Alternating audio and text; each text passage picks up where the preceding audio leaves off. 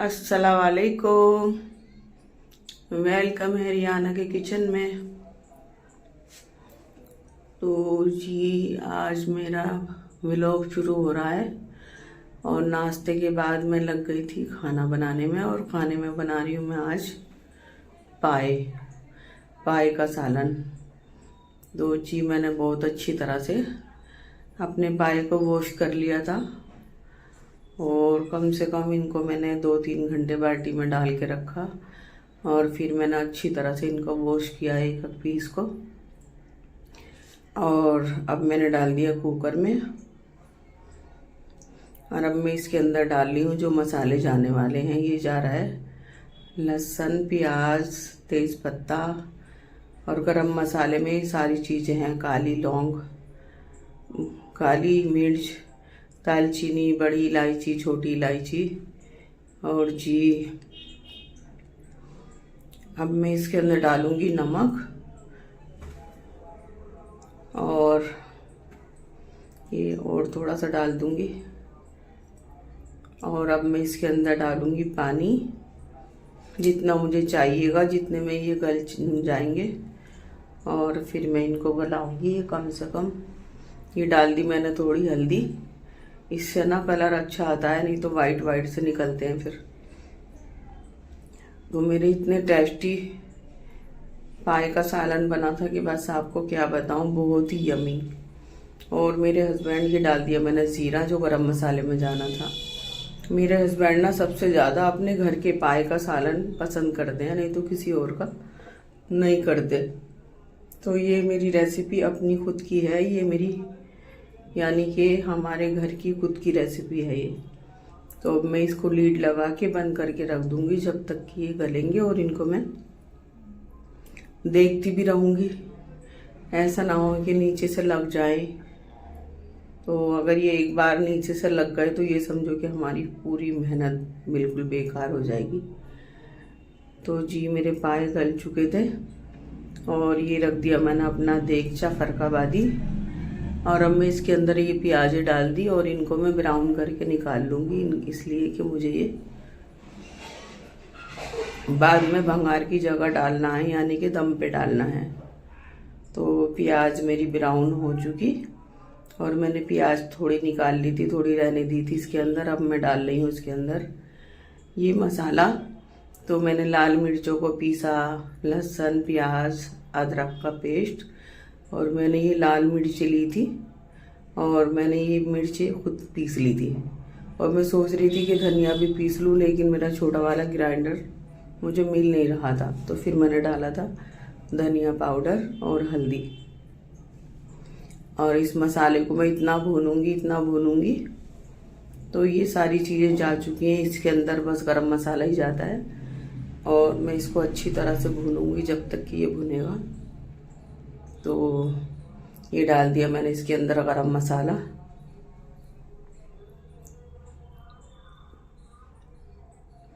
और मेरा मसाला बिल्कुल अच्छी तरह से भुन चुका। तो मैं काफ़ी देर तक इसको मैं भूनती रही हूँ जब तक कि ये देगची से ना लग जाए या इसका घी तेल जो भी है वो बिल्कुल ऊपर ना आ जाए। तो मैं तो अभी भून ही रही हूँ और इसको इतने भूनती रहूँगी जितना मुझे लगेगा कि हाँ ये प्याज़ें रख दी मैंने अलग, इस वजह से ये धनिया ये बाद में जाएगा जब दम पर लगाऊंगी। तो देखिए जी मेरा मसाला भुन चुका था बहुत अच्छी तरह से और देखने में बिल्कुल रेड कलर का लग रहा है। जो मेरे हस्बैंड ना इस कलर का तो सालन पसंद करते हैं और थोड़ा अगर ये कलर ना हो तो वो पसंद नहीं करते। तो देखिए मेरा मसाला कितनी अच्छी तरह से भुन गया ये। और जितना अच्छा मसाला होगा ये समझो भुनेगा, इतना ही सालन अच्छा बनेगा। सब्जी हो या सालन हो जो भी हो। तो ये डाल रही हूँ मैं इसके अंदर अपने पाए। और जो मेरे पाए थे ना वो जैसे कि सब ऐसे देखा है मैंने कि हड्डियाँ सारी ऐसी डाल देते हैं, लेकिन मैं ऐसा नहीं करती। जो बड़ी हड्डी होती है वो सब निकाल देती हूँ। तो ये इसके अंदर मैं पाए डाल रही हूँ और जो यखनी का पानी है ये भी मैंने इसी के अंदर डाल दिया। और अब मैं इसको कम से कम मैंने 1 घंटा इसको फिर पकाया था और जब तक कि ये बिल्कुल पानी और इसका पाया और पानी बिल्कुल एक जान ना हो जाए, या ये मेरा गाढ़ा सालन ना हो जाए बिल्कुल एकदम। तो इसको मैंने आटा गूंदा, इतने इसको पका के इसको कवर करके आटा गूंदा, फिर मैंने रोटियां बनाई। तो फिर मेरा 1 घंटे तक सालन बहुत अच्छा हो गया था। और अब थोड़ी कसर रह गई थी 5-6 मिनट की, तो ये डाल दी मैंने अपनी फ्राई की हुई प्याज़ें। और जब बिल्कुल मैं बंद करूँगी गैस, तो फिर डालूँगी इसके अंदर में हरा धनिया। वो बिल्कुल लास्ट में ही जाता है बंद करने पे। तो वैसे मेरे हस्बैंड धनिया खाते नहीं है, लेकिन मैं ना ऐसे टाइम पे डालती हूँ जो उनको नज़र ना आए। और ये रहा मेरा पाए का सालन। जब तक दम पे ना आए ना सालन, तो जब तक उसकी रंग रोगन ऊपर बिल्कुल नहीं आता और उसमें देखने में इतना टाइम वो नहीं लगता, वो जितना के बाद में दम के बाद लगता है। तो देखिए, अब देखिए और अब देखिए, मेरा सालन बिल्कुल रेडी हो चुका, धनिया इसके अंदर जा चुका। और बिल्कुल बस मैं अब रोटियां बना रही हूँ और हस्बैंड बैठे हुए हैं टेबल पे नहीं, सोफे पे बैठे हुए हैं, लेकिन टेबल पे तैयारी के लिए है। मैंने पानी वगैरह सब कुछ रख दिया था कि बस रोटी बनाऊंगी और गरम गरम हस्बैंड को देती रहूंगी। और मुझे मस्जिद में भी खाना भेजना था, तो वो भी मैं फ़ोन कर दिया था कि खाना मंगा लें आप। तो फिर उन्होंने कहा कि ठीक है, मैं लड़का भेज रहा हूँ और आप खाना तैयार कर दें।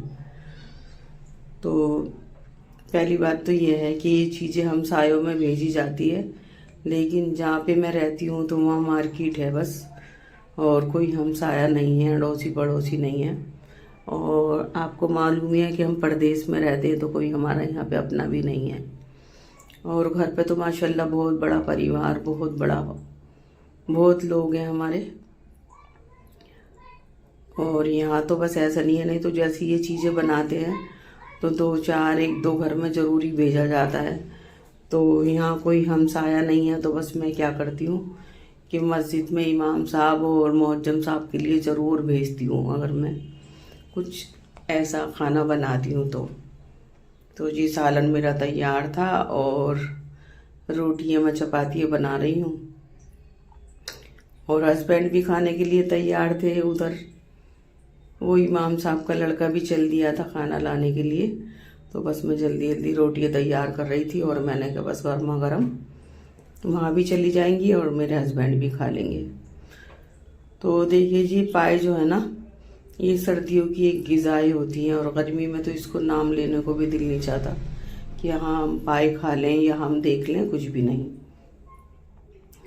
तो मेरी बहन है मेरे से बड़ी, तो माशाल्लाह माशाल्लाह खाने में तो हमारा परिवार खाने में बहुत, हमारे यहाँ कुछ हो या ना हो, लेकिन खाने में कमी नहीं करते, खाना ऐसे ही खाते हैं।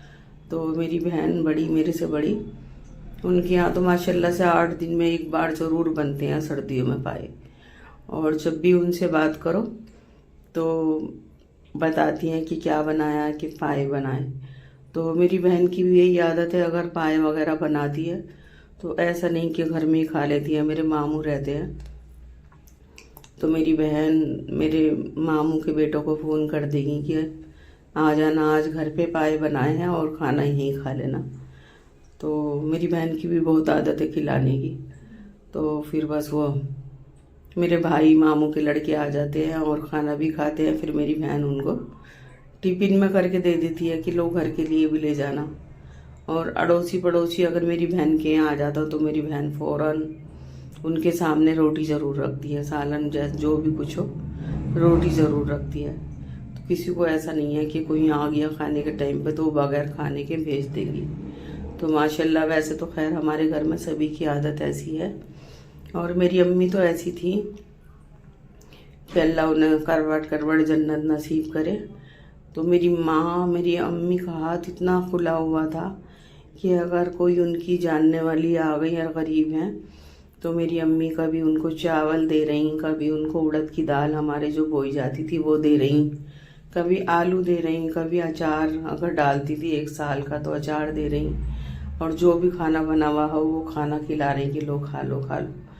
तो इतनी अच्छी आदत मेरी अम्मी की थी कि सालन बचे या ना बचे उनकी बेटियों के लिए, उनके बच्चों के लिए, लेकिन अगर कोई आ गया तो फ़ौरन कहती थी। हमारी अम्मी के पास अलीगढ़ की कुछ लेडीज़ें आती थी तो हमारी अम्मी उनको कहती थी पुरवनी, तो एकदम कहती थी ले पुरवनी खा ले खाना, ले पुरवनी ये भी ले जा, ले पुरवनी वो भी ले जा।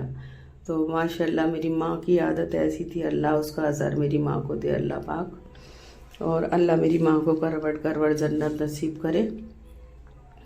तो बस वही आदत हमारे अंदर भी है कि मैं कुछ बीमारी से और परेशानियों से परेशान हूँ, नहीं तो मेरा भी दिल चाहता है और मेरी अंदर से दिली ख्वाहिश रहती कि मेरे यहाँ दस्तरखान लगे, 2-4 इंसान बाहर के ज़रूर खाएं, लेकिन मेरी हिम्मत इतनी जवाब दे गई कि बस बीमारियों ने मुझे इतना घेर लिया कि थायराइड, कोलेस्ट्रॉल, बीपी, और कभी नमोनिया हो गया, कभी इन्फेक्शन हो गया।